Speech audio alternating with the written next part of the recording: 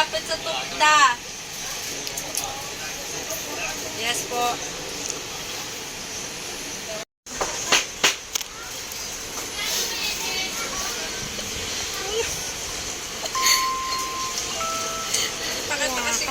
Catch na ka na Ate Inday.